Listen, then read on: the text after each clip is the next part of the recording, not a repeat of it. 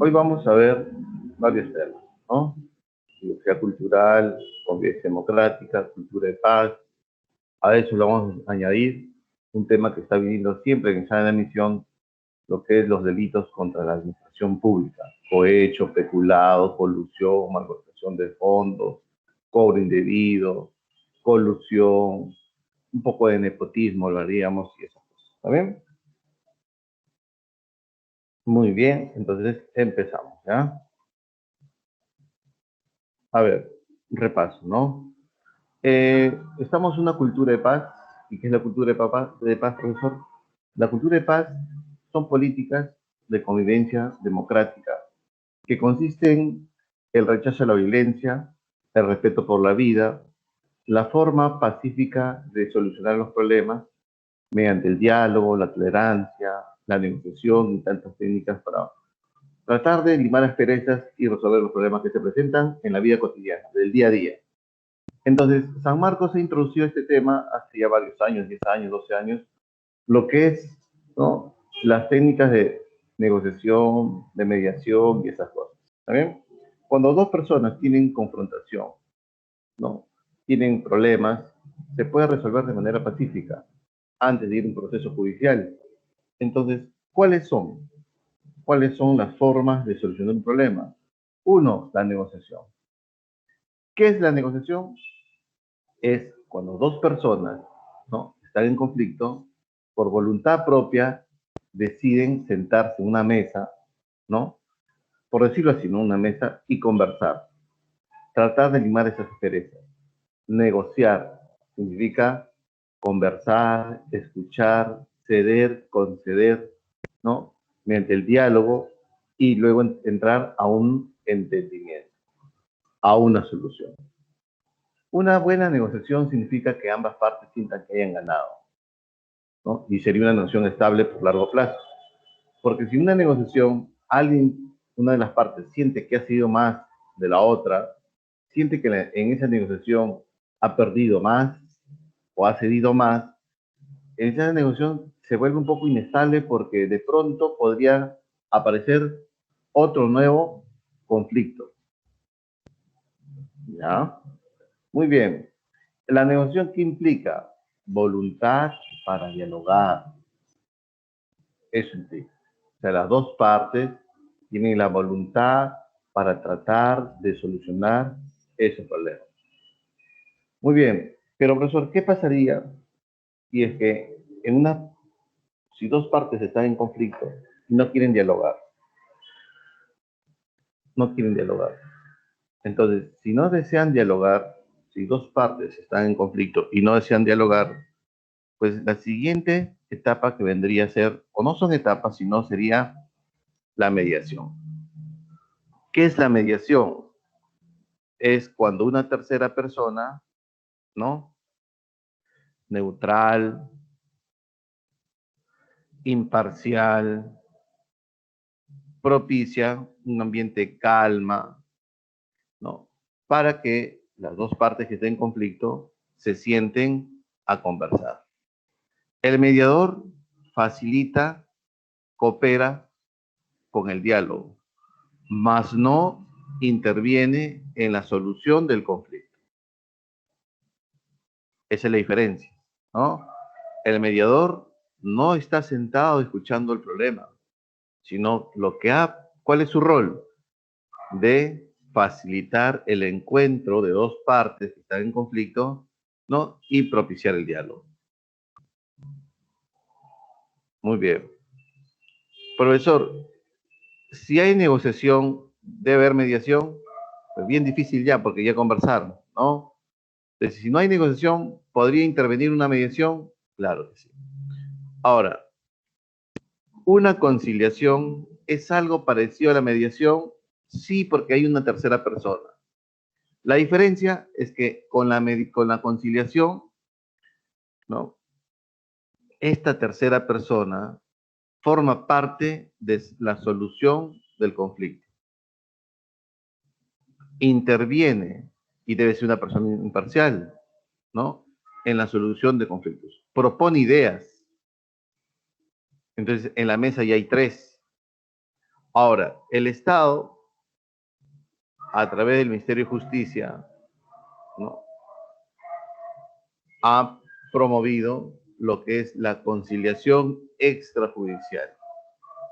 Una conciliación extrajudicial es un requisito obligatorio de 2 partes que están en conflicto, que necesariamente vayan a esta conciliación para luego, si es que no se resuelve en conciliación, se pase a un proceso judicial. ¿Está bien? Y el Poder Judicial, ¿no?, va a sentenciar. ¿Ya? Pero no todos los casos son conciliables. Entonces, dentro de la conciliación extrajudicial, hay varios conflictos que sí se pueden resolver vía conciliación. Si es que no se logra resolver vía conciliación, pasamos al Poder Judicial. ¿Cuáles son las ventajas de una conciliación extrajudicial? La rapidez, el ahorro de tiempo, el ahorro de dinero, me evito pagar un abogado, ¿no? Mejor dice, ¿no? Mejor un mal arreglo que un buen juicio, dice, hay un dicho popular, ¿no? Porque el juicio es pesado, tedioso, oneroso, gastas, ¿no? Y el tiempo que implica un juicio. Bien, ahora, profesor, ¿qué materias son conciliables? Lo vamos a hacer en el siguiente PPT, ¿ya? Lo he descargado del Ministerio de Justicia. Ahora, hay otra técnica de solución de conflictos que se llama el arbitraje. Este arbitraje consiste en que las 2 partes que están en conflicto decidan, ¿no?, que una tercera persona solucione el problema. Decimos, ¿no?, hay que elegir un árbitro, ya, y ese árbitro que tome las decisiones por nosotros. Y nosotros nos comprometemos, estas 2 partes que están en conflicto se comprometen a acatar el laudo arbitral. ¿Se entendió? Entonces, el arbitraje, el árbitro toma la solución. Debe ser pues una persona experta, me imagino, ¿no? Si hay problemas, por ejemplo, en licitaciones públicas, problemas en concesiones, ¿no? Entonces debe ser un experto, ¿no?, que va a tomar la decisión. Por ejemplo, siempre a raíz de la construcción de la interoceánica, el Estado peruano siempre entró en arbitraje con Odebrecht, ¿no? Y elegían a un árbitro. Y este árbitro, coincidencia o no, siempre fallaba a favor de Odebrecht. Y luego se ha descubierto, ¿no?, que este árbitro, 1, ha sido coimeado por Odebrecht, y 2, también los funcionarios públicos fueron coimeados por Odebrecht para elegir al mismo árbitro siempre, ¿no? Es ilógico que yo, como representante del Estado, elija al mismo árbitro siempre y siempre falle a favor de Odebrecht y en contra del Estado peruano. Entonces, Odebrecht se aseguraba, ¿no?, elijamos un árbitro, y ya estaba comprado, ¿no? Y el funcionario público también estaba comprado. Muy bien. ¿Hasta aquí alguna pregunta? ¿Preguntas? Hola, hola. ¿Alguna pregunta hasta aquí? Digan algo, por favor. Porque si alguien que escriba, Adriana Nayeli, por favor. Henry, Sketche.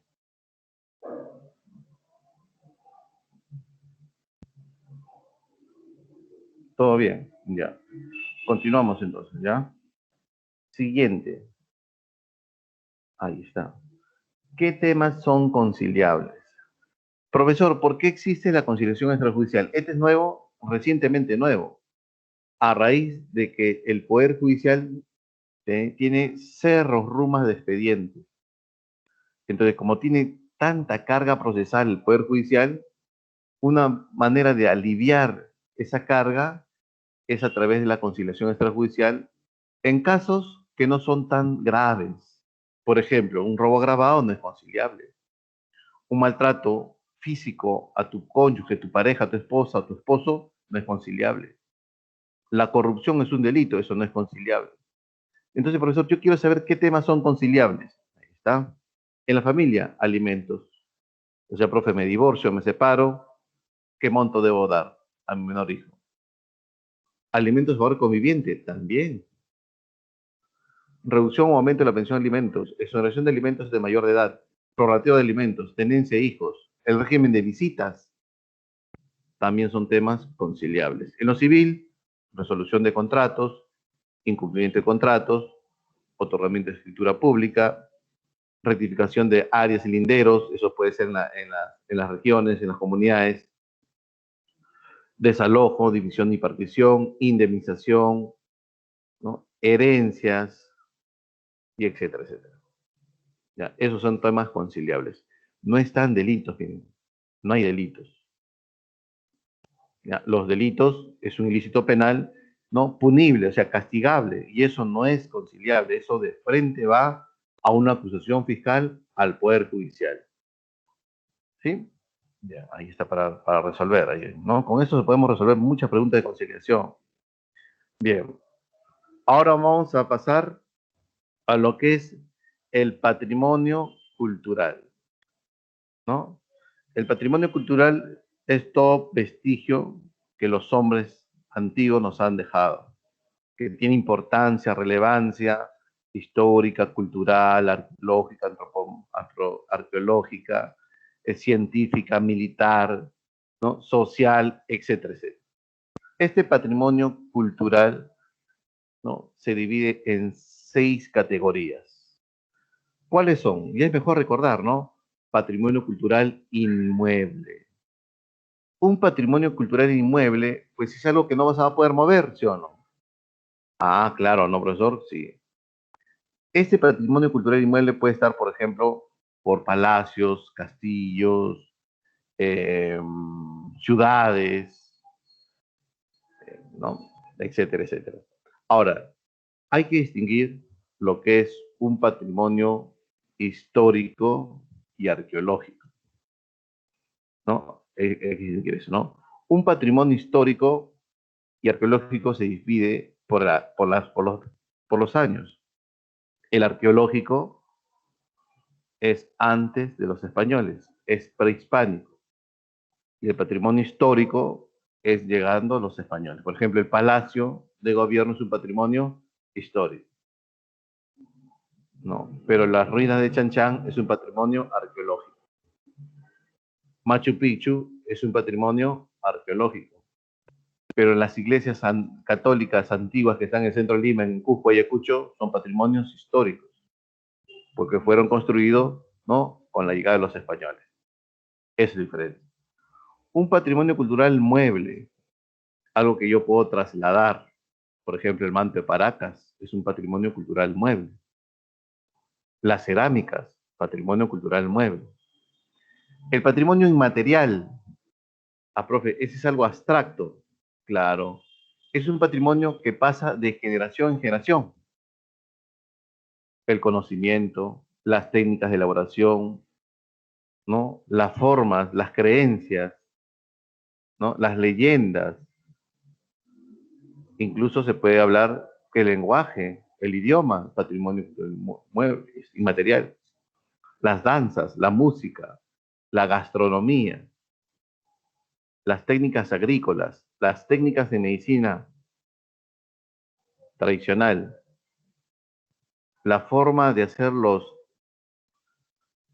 las artesanías como tejer sombreros, ponchos, ¿no?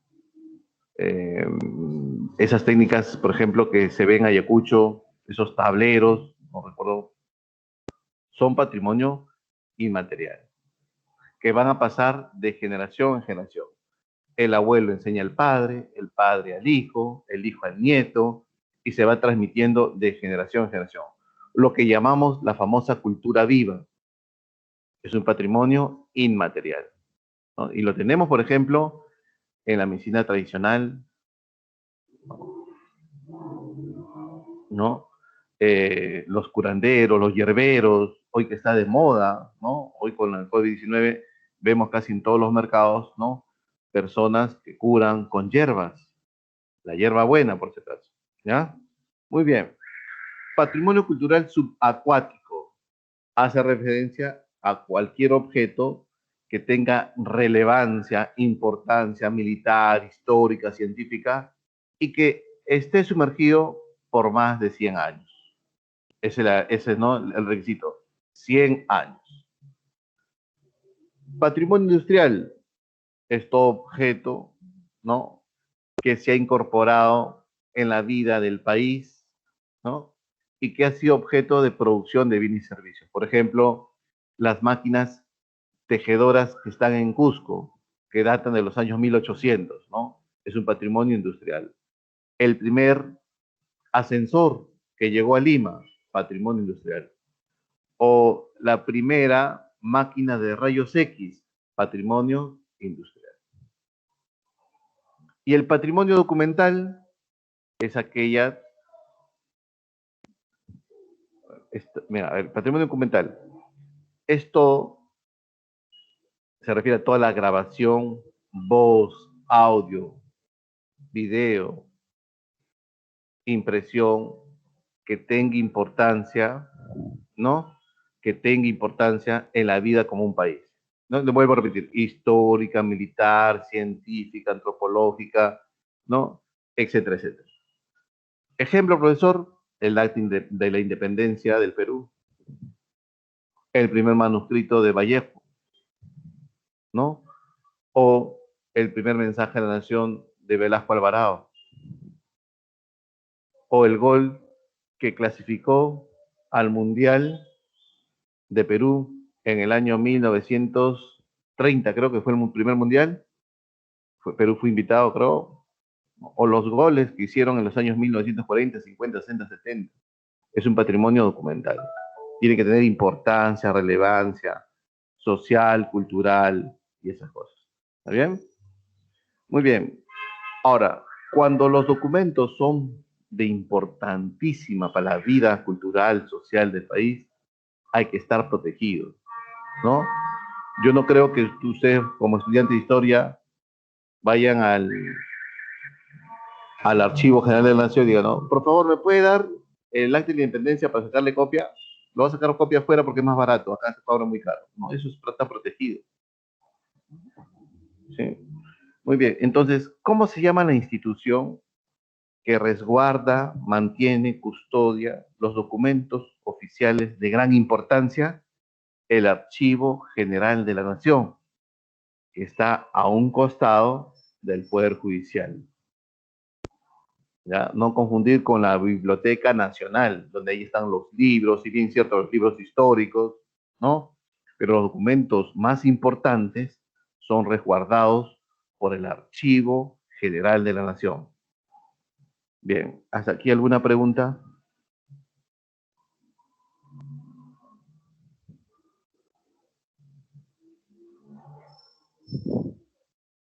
Pregunta, jóvenes.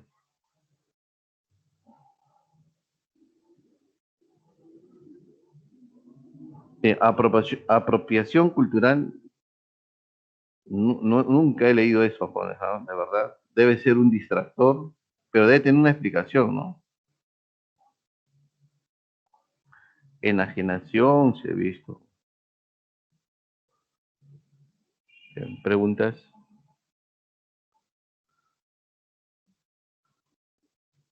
Y nosotros somos diversos, claro que sí somos diversos. Y somos diversos y ahí radica la diversidad cultural. Vamos a hablar de diversidad y esas cosas, ¿ya?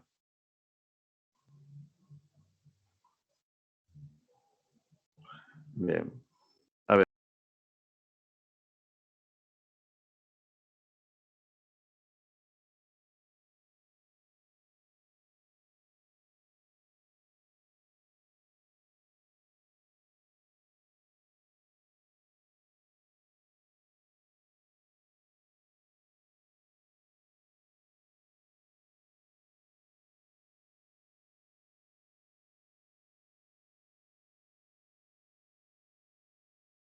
se convierte en cultural y subacuático cuando ha sido sumergido o está sumergido más de 100 años, pero tiene que tener importancia, relevancia.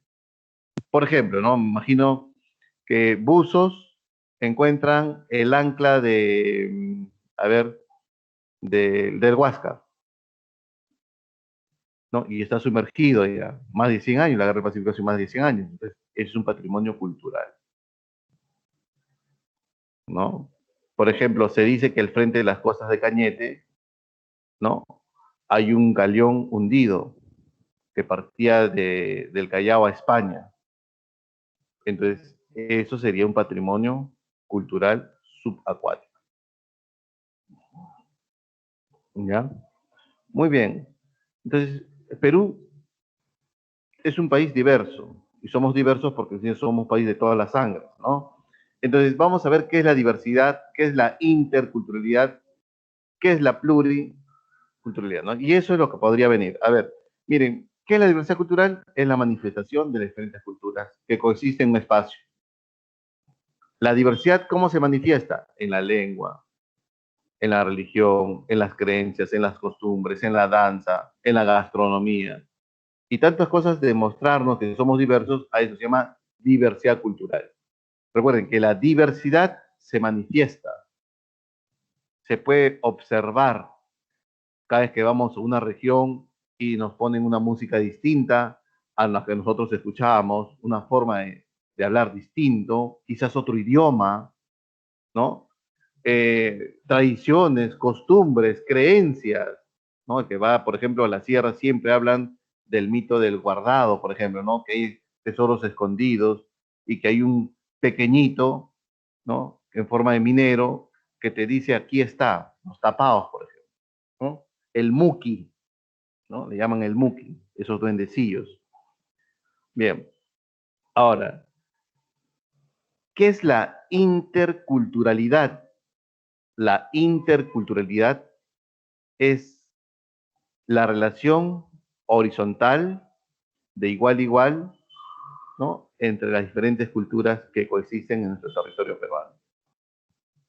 O sea, profesor, el Bora Bora con la Xánica o Machenca, ¿no? O el andino, a la hora de interrelacionarse en la Reserva Central, debe ser un espacio de horizontalidad, igual a igual, de respeto, de diálogo, tolerancia.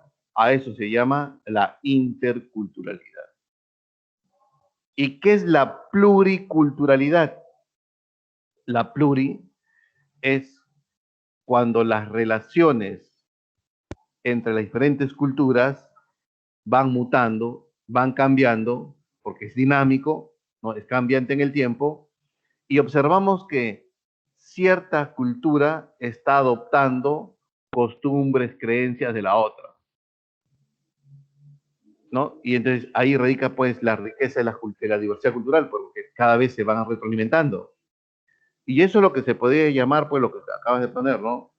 La apropiación cultural.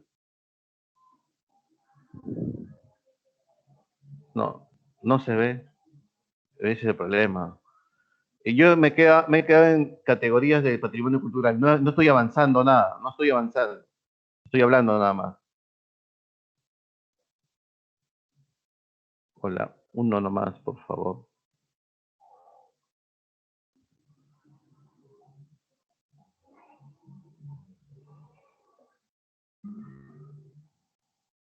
¿Ves?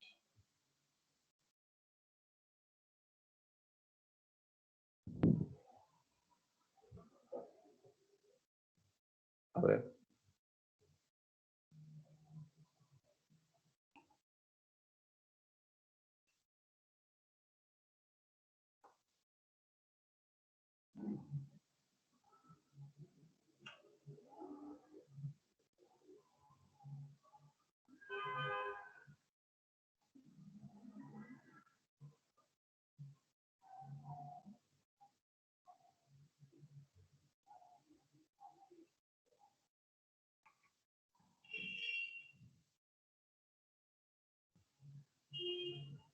Ya, vamos a ver, ya.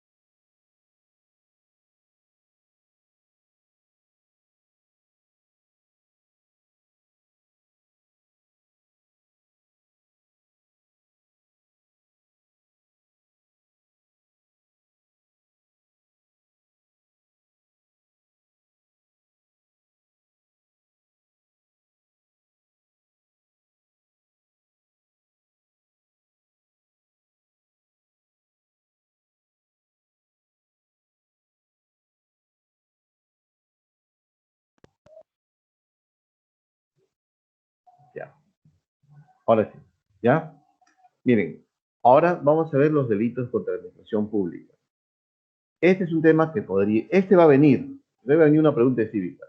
Los delitos contra la administración pública hace referencia a los delitos que cometen los funcionarios o servidores del Estado.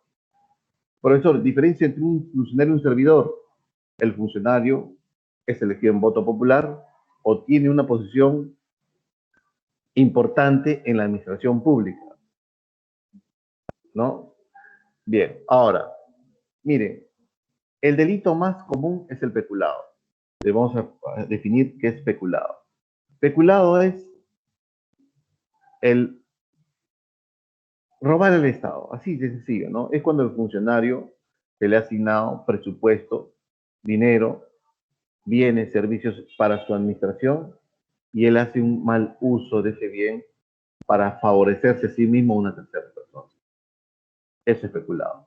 Por ejemplo, si yo soy administrador de una empresa pública o soy funcionario público, ¿no? Y yo tengo a mi poder presupuesto que debo ejecutar, porque tengo una unidad ejecutoria de presupuesto público, entonces si yo hago mal uso de ese dinero y busco favorecerme a mí o a una tercera persona, estoy cometiendo un delito peculado.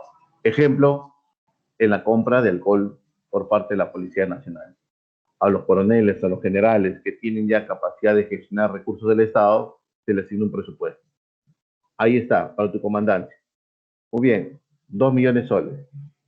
Ellos quisieron, compraron mascarillas de tan mala calidad, pero sobrevaloraron las compras. ¿Por qué sobrevaloran las compras? Para que ese dinero termine en su bolsillo. Colusión, ponerse de acuerdo. La colusión es un delito en la administración pública que consiste en que el funcionario público se pone de acuerdo con un tercero para que este tercero sea favorecido en una licitación pública, ¿no? Eres alcalde, hay una obra que se va a hacer en tu municipio, tú ya conversaste con uno de los postores, no te preocupes hermanito, tú vas a ganar, pero ¿cómo es la mía? Colusión, ponerse de acuerdo. Negociación incompatible. Una negociación incompatible vendría a ser cuando el funcionario público se interesa de forma extrema, ¿no?, para favorecer a una tercera persona. Es una adquisición del Estado, es una compra de un bien o un servicio, es una licitación. ¿Ya? Pero también negociación incompatible hace referencia también que cuando alguien es funcionario público y quiere comprar un bien o un servicio a través de una licitación, los familiares directos de este funcionario no pueden intervenir en esta licitación, ¿no? Si tú eres alcalde y quieres comprar, por ejemplo, los servicios para el recoge de basura de tu jurisdicción, y por ahí tienes tu hermano, tu cuñado, tu primo, tu papá que tiene una empresa, ¿no?, de camiones de recoge de basura, se tendría que abstener en esa licitación. ¿Ya? Eso dice la ley. Cohecho es la coima. Eso es lo que vemos más, ¿no? Cohecho activo y pasivo. ¿Qué es un cohecho? Pero es un cohecho es cuando se soborna al funcionario o el funcionario pide un soborno, ¿no?, para hacerte un favor o para dejar de cumplir su función. Y hay dos tipos, ¿no? Cohecho activo y cohecho pasivo.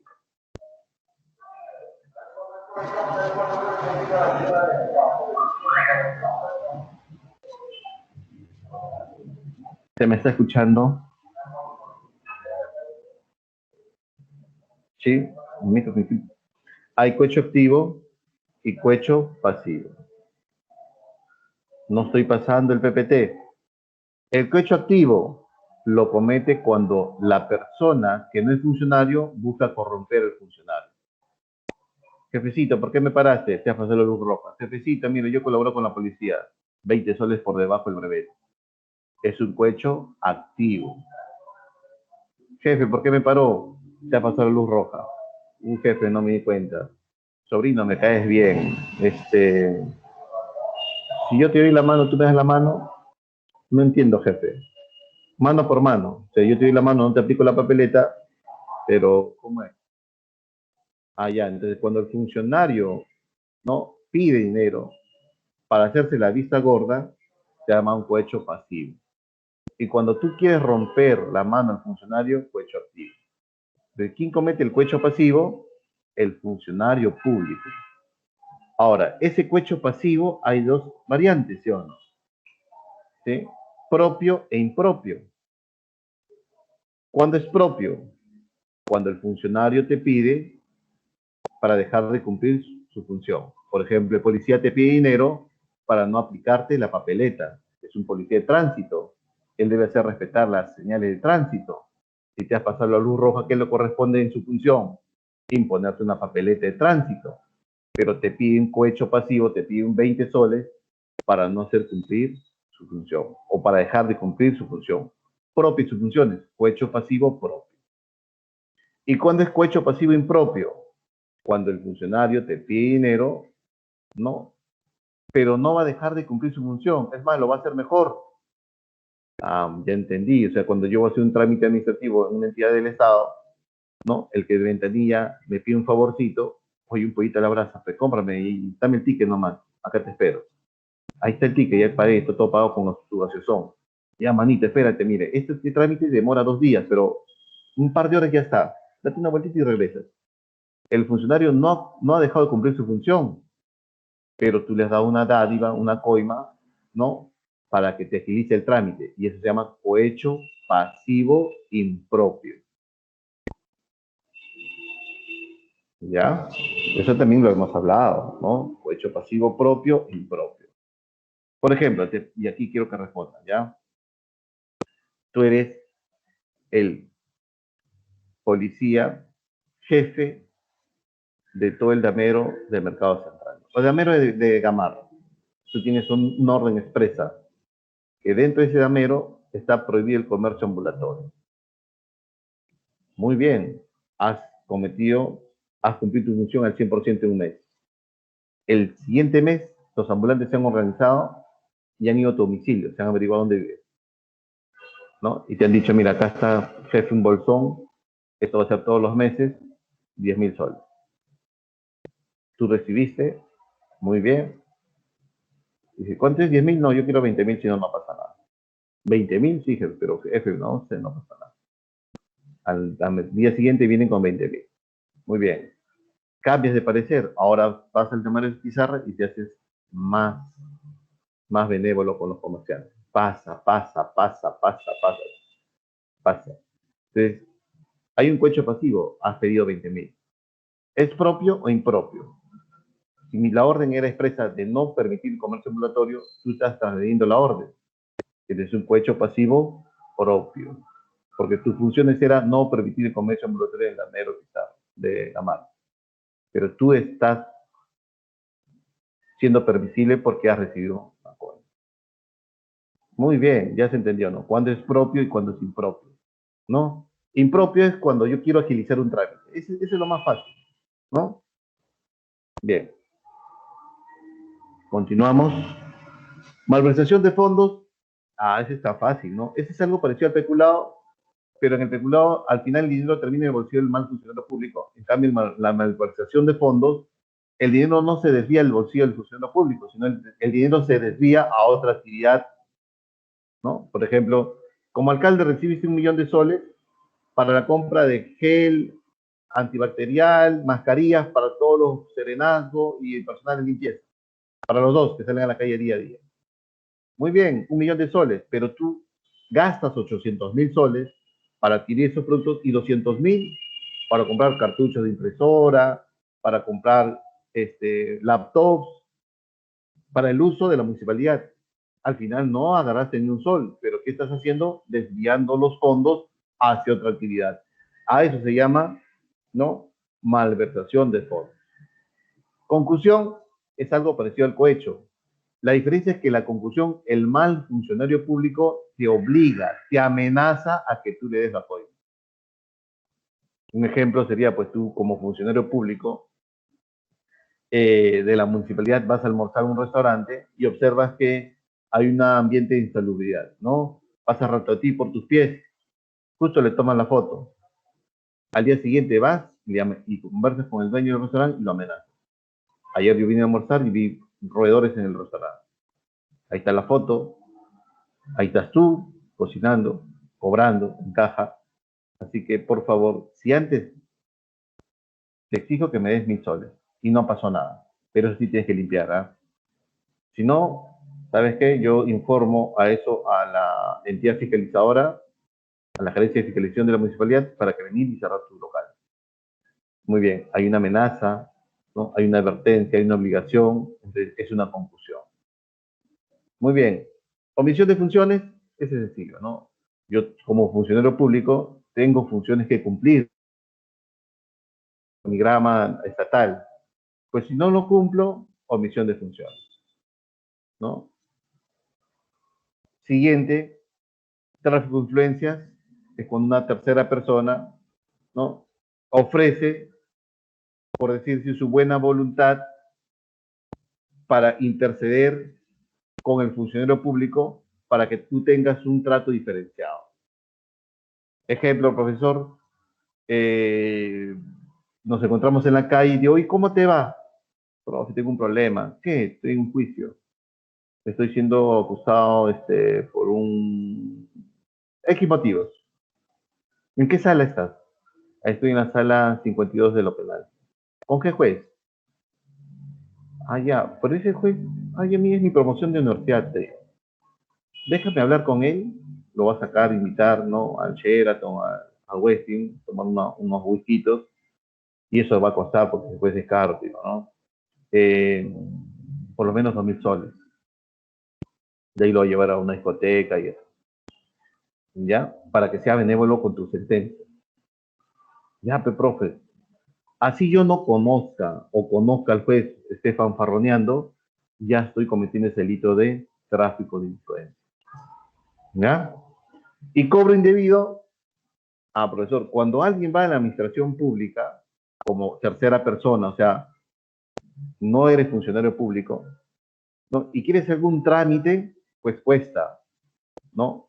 Hay que pagar derechos y esperar los plazos determinados. Ahora, ¿qué es lo que pasa? Que dentro de esa administración pública hay un TUPA, se llama Texto Único de Procedimientos Administrativos. Y cada trámite tiene un precio en función, que es un porcentaje de la UIT. Por eso cada vez que la UIT sube, sube la copia del DNI, porque todo lo que cobra el Estado está en función a la UIT, Unidad Impositiva Tributaria. Entonces, por ejemplo, ¿no? Yo voy a matricular a mi hijo en un colegio público y sé muy bien que la matrícula es gratuita porque el Estado garantiza la educación, pero hay que pagar, ¿qué cosa? Una PAFA, que es una cuota obligatoria, pero no condiciona la matrícula. Lo puedo pagar después, en partes, en cuotas. Bien, pero ¿qué pasaría si el director, no, me dice, ¿sabes, señor? Hay vacante, pero si usted quiere matricular, tiene que colaborar con la implementación de la sala de cómputo del colegio, ¿no? Queremos poner 20 máquinas, por lo cual usted tiene que aportar 50 soles.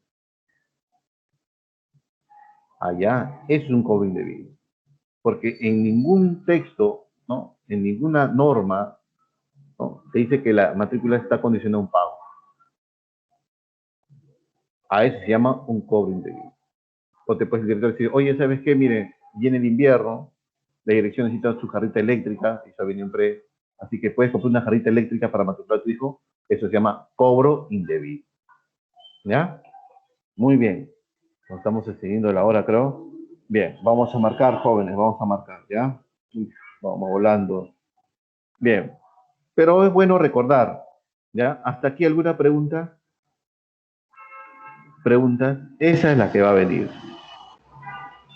La diferencia entre la concusión y ya, en la concusión no hay una amenaza, pues, una advertencia.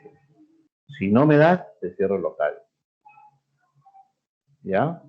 En cambio, el cobro indebido, ¿no? Te diciendo, ¿no? Se está condicionando la matrícula. Se está condicionando, se está cobrando un exceso que no está permitido en la administración pública.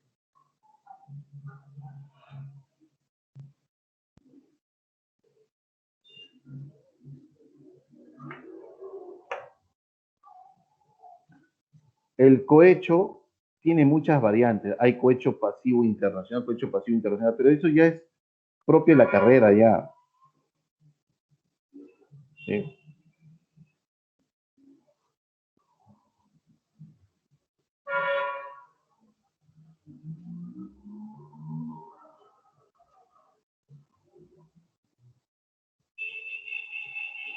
El cohecho pasivo específico ya habla por la administración de justicia. Ya. Eso lo cometen los jueces, los fiscales.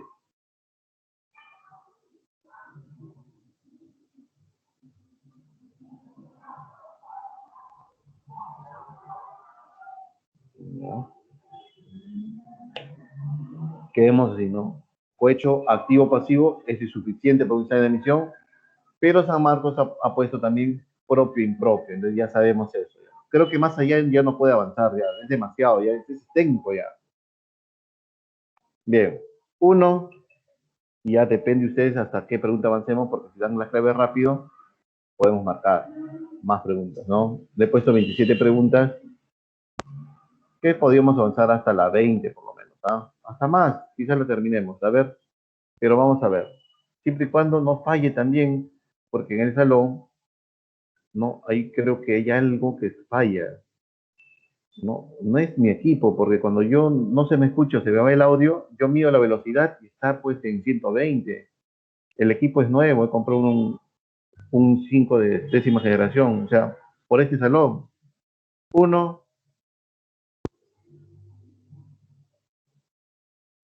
¿cuál sería la clave de la uno? Una negociación. De, para lograr que ambas partes salgan beneficiadas, porque es una buena negociación, este proceso es necesario que definan sus propios intereses. Hay que ceder, hay que conceder, ¿sí o no? Si yo me cierro en mi posición, no voy a negociar, no voy a un entendimiento, una solución, ¿no? Hay que escuchar. La 2 puede ser. No, pues abogado no hay una negociación, ¿no? Muy bien. Sería 2 y 4, ¿no? Beso. Muy bien. Siguiente.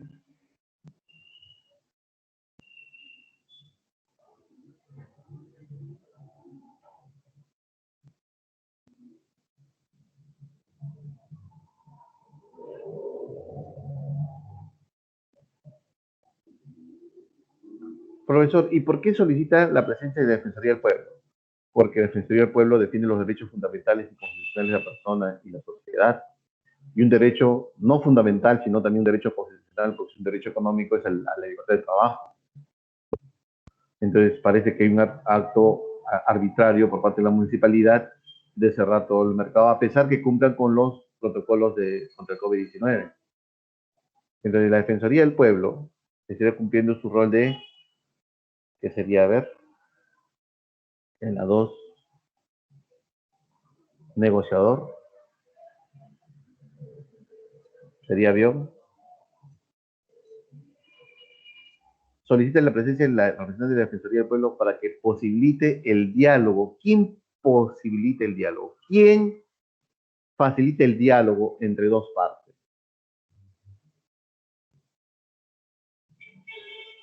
Colombia y, Perú, y Venezuela. Comienza el fuego cruzado. Un momentito, alto al fuego. Llega a la frontera, presidente, por favor, compartamos la frontera. Conversen, solucionen, limen esas asperezas. Y se va a el mediador. Muy bien. 2 de. Muy bien. 3. La conciliación es un mecanismo de solución de conflictos donde el conciliador propone alternativas de solución de acuerdo a ley. Con respecto a ese mecanismo, en los siguientes casos determine, verdadero o falso, qué materias son conciliables, ¿no? Pedro y Juan desean solucionar el pago del arriendo de una vivienda. Verdadero, ¿no? Los arriendos, los alquileres son conciliables.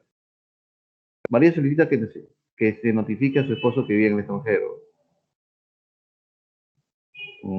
Profesor, pero él vendría, si está en el extranjero, vendría, sería una materia conciliable si es que viene de, podrías, ¿no? Juana y su empleadora desean prorratear los pagos de indemnización. Verdadero, no solo que es indemnización. Profe, yo atropellé un ciclista, ¿no? No le hice, no sufrió una rotura, pero sí hubo rasguños, una rotura de cabeza. Tienes que indemnizarlos si has tenido la culpa. José y Javier formalizan sus acuerdos de represión de bienes intestados. Esto se llama, cuando no hay herencias, hay que repartirlos y eso se llama la sucesión intestada. Ese es verdadero, ¿no? Muy bien. Como vive en el extranjero, es imposible hacer la conciliación. Sería falso. ¿Ya? Avión. 4.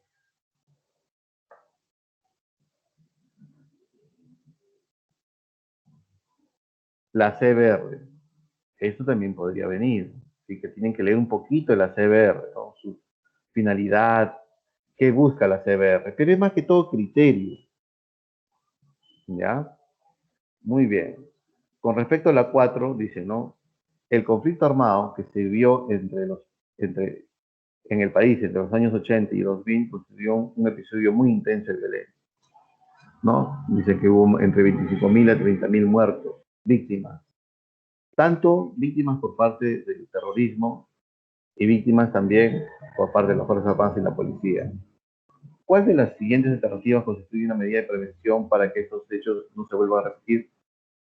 ¿Qué marcaríamos la 4? Políticas públicas centralistas, eso ya, pues, profesor, eso ya no sería posible, ¿no? Fortalecer la presencia del Estado en todo el territorio nacional, sobre todo en las zonas más afectadas, podría ser, profesor. Mantener el actual sistema de administración de justicia para condenar a cadena perpetua a los corruptos, pues estamos hablando del terrorismo, ahí no hay corrupción, ¿no? Es otra cosa. Proveer una educación de calidad para todos, de acuerdo de acuerdo a los ingresos económicos de los padres, no, hay una discriminación también. ¿Qué marcaríamos la 4? Beso, ¿no? Beso. Bien. La Comisión de la Verdad y la Reconciliación se creó para investigar, ¿no? Y para resarcir y reparar y pedir perdón a las víctimas, ¿no? Porque al final el Perú se desangró en los 70, en los 80, en los 90, al 2000, y hay víctimas y victimarios. La Comisión de la Verdad se creó para ver quiénes fueron los victimarios y quiénes fueron las víctimas. Y sobre esas víctimas hay que pedirle perdón y hay que indemnizarlos. ¿Quién debe pedir perdón? Pues los terroristas o exterroristas. Y también el Estado, ¿no? El Estado debe reparar a esas víctimas, porque muchas víctimas no fueron del terrorismo, sino también fueron de las propias Fuerzas Armadas y la policía. Bien, 5. La 5 es una propiedad de una empresaria avícola ubicada en la provincia de Barranca, cerca de la ciudadela de Caral. Han sido encontrados unas construcciones y objetos que presentan todos los indicios de formar parte del complejo antes mencionado. De repente es una cerámica, un collar, unos huesos, unos mantos, unos tejidos. Identifique el enunciado correcto acerca de ese hallazgo, ¿no? Al encontrarse la propiedad, todo lo hallado por ese empresario, falso. Porque el patrimonio cultural es todo lo que se ve y lo que no se ve, dice la ley. O sea, todo lo que está enterrado y no se ha descubierto forma parte de propiedad del Estado. Hasta su estudio y datación no son considerados patrimonio. Claro, ¿no? Hay que fechar, hay que hacer el estudio, ¿no? Bien. ¿Se encuentran dentro de la categoría de patrimonio histórico? No, porque es Caral, es la ciudad más antigua de América, es un patrimonio arqueológico, ¿sí o no? Muy bien. Tras ser reconocidos, también formarán parte del patrimonio de la humanidad. Caral ha sido catalogada como patrimonio de la humanidad por ser la ciudadela más antigua de América. Entonces, ¿cuál sería la clave?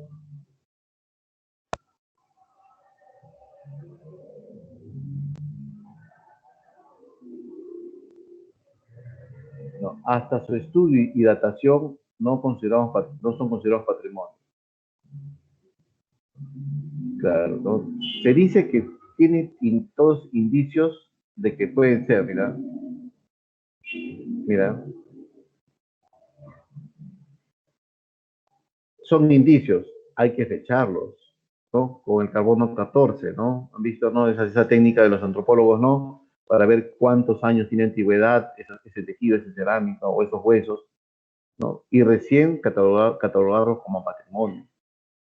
Pero el hecho de sospechar, ¿no? Eso hace que el Estado se adueñe de ese patrimonio, o perdón, de ese objeto, que luego entrará en un estudio, ¿no? Que sería 5B. 6. A propuesta del Estado peruano en 2013, en donde se inscribió como patrimonio documental de la humanidad a un conjunto de manuscritos compilados en el libro El Becerro o Protocolo Ambulante de los Conquistadores. Se dice que este libro es el libro más antiguo, ¿no? Escrito. O sea, va a ser una fuente rica en que le encuentro esas dos culturas, ¿no? La española y la incaica. Muy bien. Teniendo en cuenta sus características de este documento, que es importantísimo, se encuentra bajo custodia, ¿quién? De la Biblioteca de San Marcos. No, no. ¿Cuál sería la institución del Estado que se encarga de custodiar, mantener, proteger documentos de importantísima importancia histórica, civil? El Archivo General de la Nación. Muy bien. Siguiente. La sociedad multiétnica peruana pone en práctica diversas expresiones culturales como la danza, la música, el arte, las ceremonias, desarrollando como rutina constante. Fomenta, a ver, hay varias etnias en el Perú, claro, y las etnias se clasifican de acuerdo a su lengua.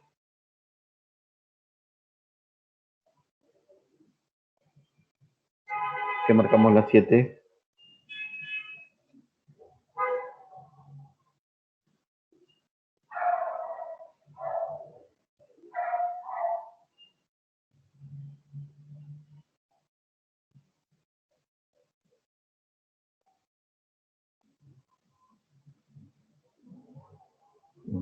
Son preguntas de criterio, ¿no has visto? No hay teoría sobre esto, o sea, ¿no? Preguntas de criterio, ¿no? Y siempre esas preguntas de criterio vamos por las que no puede ser. Valores homogenizados, somos diversos. Sentido de pertenencia, puede ser, pero un mundo global, casa, ¿no? Muy bien. Siguiente, dice que la experta en educación sostiene que hay 48 lenguas originarias y que ya tienen un alfabeto oficializado. Sin embargo, 21 están en peligro de extinción. Porque no se transmite de abuelos a padres, padres de hijos y a nietos. Por X motivos, ¿no? Uno es, ¿para qué enseñarle mi idioma? Si al final va a hablar mi idioma y vas discriminado porque se habla ya el castellano y eso, ¿no? Entonces, tomando como base el caso descrito, ¿cómo se puede contrarrestar esta problemática en dicha zona? Y lo dice en la Constitución también, ¿no? La Constitución reconoce, son idiomas oficiales el castellano y en las zonas donde nacen quechua y aymara y demás lenguas aborígenes. También habla de la educación bilingüe, ¿no? Bilingüe, ¿no? Si, por ejemplo, si yo soy maestro de primaria y voy a ir a los achánicas a enseñar, pues un requisito indispensable es que yo domine su idioma y enseñarle en su idioma, no enseñarle en castellano. Hay que respetar eso, ¿no? Muy bien. 8, besos. Muy bien. 9, pregunta 9. En la selva central predomina la economía del café y el cacao, cultivos que se destinan a la exportación. En este espacio conviven respetuosamente los yaneyas, ashánicas, machigenca, con colonos andinos y descendientes de europeos.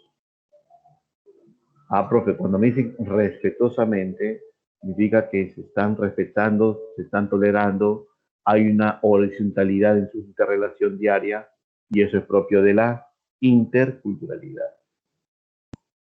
Muy bien. 10.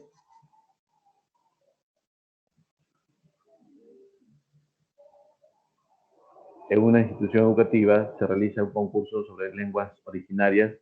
Una participante decide grabar una entrevista bilingüe con un vecino que pertenece a una comunidad nativa. Sin embargo, al presentar la entrevista en clase, dos compañeros se burlan y comentan en voz alta. No entendemos nada, ¿no? ¿Y para qué escuchar algo incomprensible? Frente a esta situación, ¿cuáles son las siguientes acciones que debe tomar la maestra o el maestro? Pedir silencio, si continúa a expulsar a los dos estudiantes. Bien, puede ser besos. Entonces, si es que hay una intolerancia a lo que es distinto a nosotros, eso no es fomentar una cultura de paz, porque la cultura de paz es aceptar al otro en sus distintas creencias, pensamientos, ¿no? Entonces, el maestro, ¿qué debe hacer? ¿No? Una clase, ¿no? Revalorando más lo que somos. ¿Y qué somos? Un país sin cultura. ¿No? Eso lo dice Vargas Llosa cuando recibió el Nobel de Literatura, ¿no? Perú es un país sin cultura. Y luego se queda callado el auditorio y también se queda callado y dice, porque la tenemos todas. Somos diversos y como diversos tenemos que respetarnos, ¿no? Muy bien. 10 casos. Por eso existe un viceministerio de la interculturalidad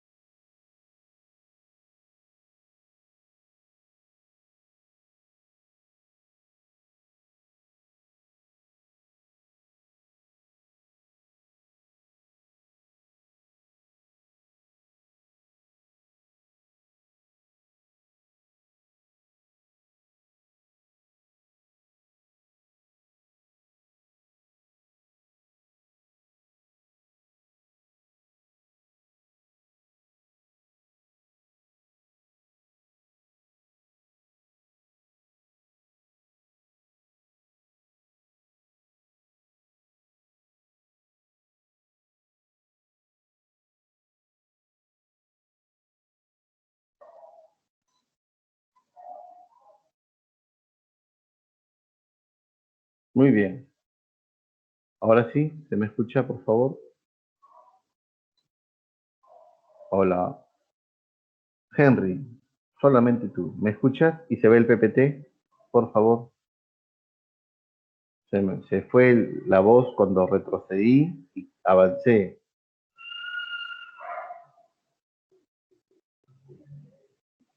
Bien, empezamos ya. Estamos en la 15, ¿no? Estamos en la 15. Bien, gracias, gracias. La 15, clave de la 15, jóvenes. A ver, ¿qué marcamos la 15? Vamos a extender la clase ya hasta las 9:30. Y luego ya pasan por el foro. Traficantes robaron documentos históricos del Archivo General de la Nación. Eso ha pasado, entre ellos manuscritos de San Martín. Y se lo venden, ¿no? Al hacer las investigaciones correspondientes se logró encontrar el documento en una ciudad europea. Ante esa situación, la institución encargada de recuperación, fácil, ¿no? Es la Dirección General de Defensa del Patrimonio Cultural, ¿no? Que pertenece al Ministerio de Cultura. Los museos sirven para exponer, ¿no?, las culturas del país, ¿no? También su protección. 16. En un proceso de mediación interviene un tercero que actúa como persona natural, a diferencia de la negociación que busca resolver un conflicto mediante. En un proceso de mediación interviene un tercero que actúa como persona neutral, a diferencia de la negociación que busca resolver un conflicto mediante negociación, mediante el diálogo. Mediante el diálogo, ¿no? Clave de la 16, lisma las perezas, ceder y conceder. Si retrocedo, se me va. Mejor avanzamos. Y luego ya le paso las claves. ¿Ya? Hay que estar concentraditos. A ver, por favor. Por eso.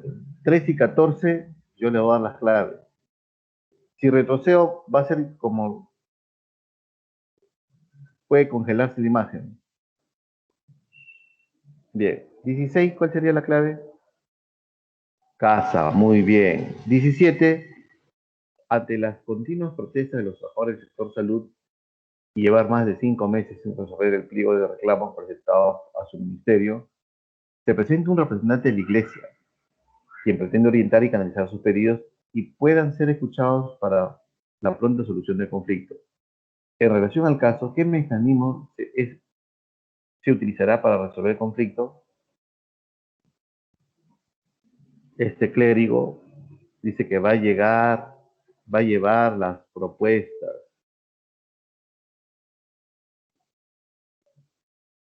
La 16, ¿cuál sería la clave? Conciliador. Mm,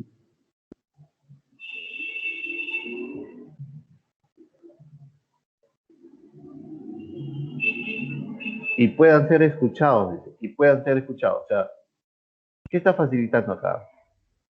Y puedan ser escuchados. O sea, que las dos partes, ¿no? O que los demandantes, el Estado escuche a los trabajadores. ¿Qué, qué tipo de técnicas se está realizando en esta pregunta?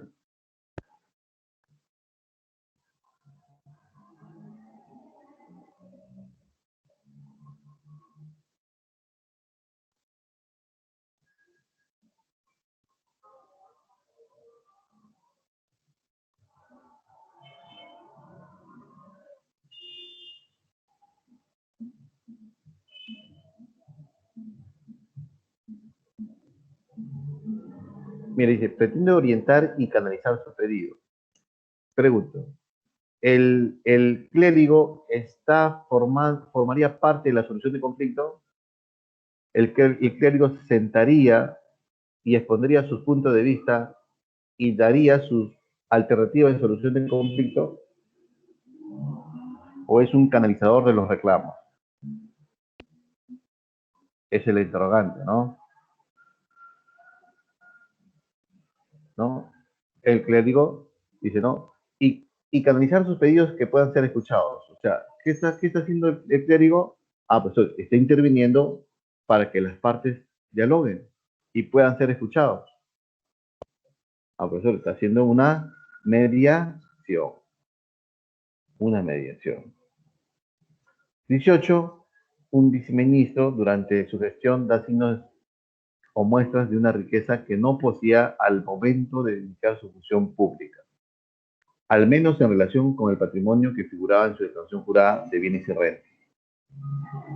Entonces, cuando hay un desbalance patrimonial, porque lo que tiene como patrimonio no es justificable los ingresos como ha sido funcionario público, entonces estaríamos hablando de un enriquecimiento ilícito, ¿no? Y coincidencia que casi todos los expresidentes de Perú son ricos, son millonarios, ¿no? Los 15.000 soles que reciben por pensión vitalicia, ¿haría millonario una persona? 19. Un funcionario del organismo supervisor de telecomunicaciones del país mantiene paralelamente una relación de asesoría con la empresa Oiga Mobile Corporation, cuando en él recae la responsabilidad de determinar la sanción y la mediación correctiva a imponer a dicha empresa operadora por incumplimiento de obligaciones obtenidas en el contrato de concesión que celebró en el Estado. O sea, yo soy juez y parte, ¿no? Trabajo, por ejemplo, en Ocinermin y a la vez soy abogado de esta empresa que es regulada por mi institución estatal. A eso se llama patrocinio ilegal. Cuando eres juez y parte, ¿no? Cuando tú trabajas, por ejemplo, en Ociptel y tu trabajo es regular a Telefónica o a Claro Movistar, pero también trabajas como asesor técnico, legal, jurídico en la empresa. Patrocinio ilegal. Muy bien. Son casos de corrupción que estamos viendo que no hemos hablado, ¿se acuerdan? 20.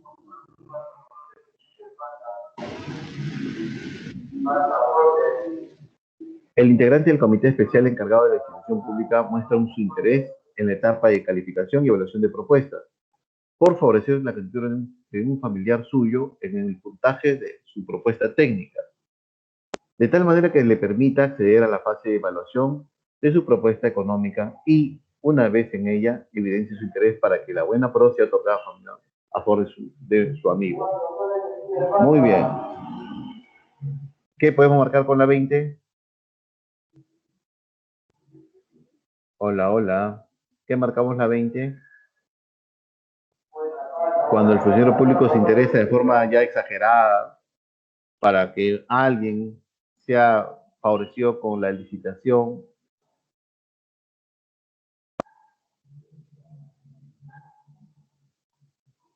Un familiar, un amigo, es una negociación incompatible, ¿no? 21. El director de una institución educativa estatal condiciona la matrícula escolar al pago de una determinada suma de dinero, justificando su decisión en la necesidad de cubrir los servicios de mantenimiento de la entidad educativa. El funcionario de la institución educativa estaría cometiendo el delito de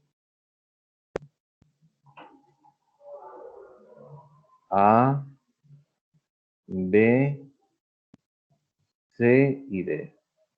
¿Cómo se llama ese delito? Cuando yo condiciono el pago, que no está tipificado en la ley, la norma, en la resolución o en la TUPA, ¿no? El texto único de procedimientos administrativos de la entidad pública. A eso se llama un cobro indebido. Muy bien. 22.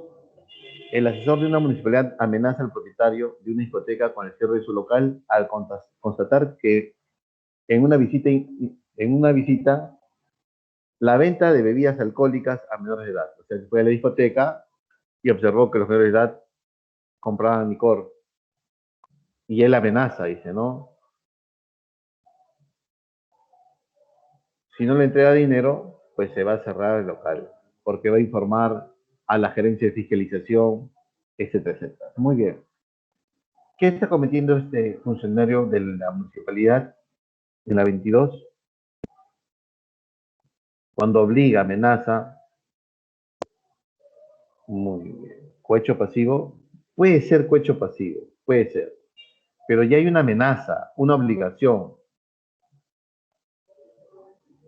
Bien, amenaza, obligación. Si no me das, te cierro el local.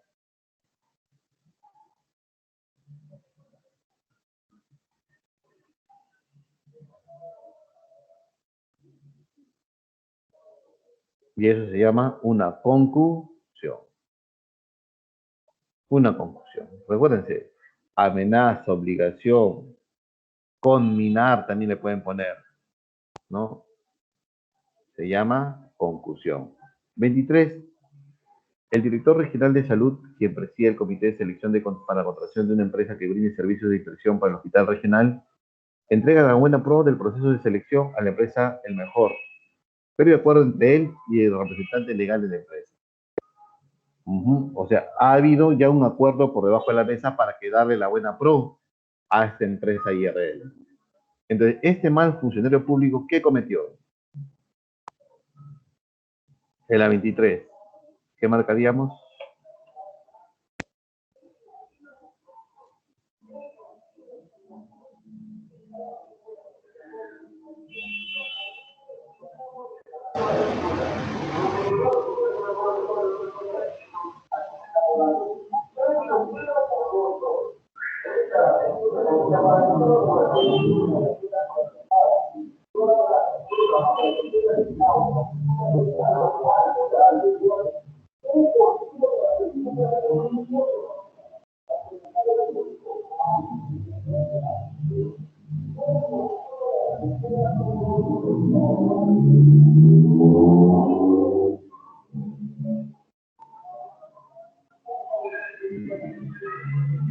Hola, ¿cuál sería la clave? Ha habido un acuerdo, ¿sí o no? Y todo acuerdo para favorecer una licitación por debajo de la mesa se llama una colusión, ¿no? 23 casos. Muy bien, muy bien. 24, un alcalde provincial decide emplear el dinero destinado a la construcción de obras de saneamiento a la compra de implementos deportivos que serán entregados a las instituciones educativas de su provincia. El alcalde no se metió el dinero al bolsillo. Lo que el alcalde ha hecho es desviar los fondos de una actividad A una B. Y eso se llama la malversación de fondos. No especulado, ¿no? Especulado es cuando se mete el dinero al bolsillo. 25. El funcionario encargado del registro civil de la municipalidad le solicita a una pareja de novios un monto de dinero indebido para casarlos civilmente. A pesar de haber cumplido con todos los requisitos establecidos por ley, de haber pagado las tasas correspondientes. La solicitud de dinero corresponde a un claro delito de, a ver, ¿qué marcaríamos la 25? Y esa sería una pregunta, una de las más difíciles cívicas si se viene sin esa emisión, ¿no? Porque ya está entrando el cohecho, ¿no? Activo, pasivo, propio, impropio. Entonces, el funcionario casa o no casa, debe casar. Pero te pide una mordidita para que agilice el trámite, quizás, ¿no? Y es impropio, claro, porque no está dejando de cumplir sus funciones. Cuando yo pido algo, una coima, cohecho, como funcionario público, para dejar de cumplir mis funciones, se llama cohecho pasivo propio. Como el policía que te pide 50 soles, 100 soles para no ponerte o imponerte la papeleta. Muy bien, 25 dedos. 26. Un ciudadano entrega al inspector de transporte de la garita de control vial 50 soles con la finalidad de librarse la papeleta correspondiente por no contar con el permiso de carga. La 26 sería clave. ¿Cuál sería la clave de la 26? Dice, un ciudadano entrega al inspector. O sea, el ciudadano está rompiendo la mano. Y eso se llama cohecho activo. Un cohecho activo. ¿No? 26, avión. 26, avión. Cuando el ciudadano se adelanta al funcionario del servidor público, le dice, maestro, cóbrate, maestro, toma, maestro, yo colaboro, para la gaseosita, para el caldo de gallina, para el cafecito, pero yo estoy corrompiendo al funcionario. Y eso se llama cohecho activo. Si el funcionario se adelanta y dice, oye, hermanito, una manito, 50 luquitas, 20 solcitos, eso es cohecho pasivo. ¿Ya? Y la 27, que es el delito más común, porque ahí les enseñé las estadísticas. La 27, ¿cuál sería? Cuando el dinero del Estado termine en mi chequera, termine en mi cuenta corriente, termine en el Gran Caimán, en Suiza. En la 27 sería, pues, si yo le robo al Estado, no solamente dinero, sino hago mal uso del bien o el servicio a favor de un mío o un tercero,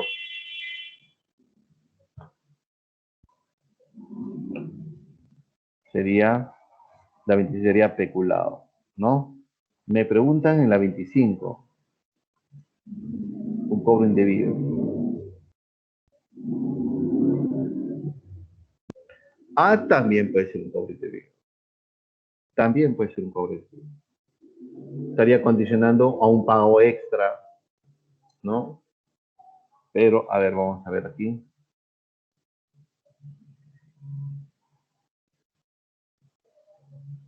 Sí, también podría haber.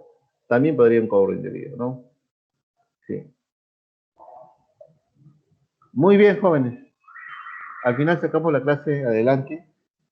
Esa es la última semana, creo, ¿no? Con nosotros. ¿Sí? Entonces, estaría todos, a ver, siempre he tenido algunas fallas técnicas con el salón. No me puedo responder o encontrar la respuesta. ¿Por qué se va el audio aquí en este salón? Sí, la 13 y 14, 15, si lo retrocedo se va a congelar. Pero ahora subo la clave, ahora lo subo. ¿Sí? No se preocupen, voy a subir la clave. ¿Ya? Muy bien, los invito a pasar el foro. Conmigo sería ya hasta una siguiente oportunidad. No creo que el ciclo termine hoy. Me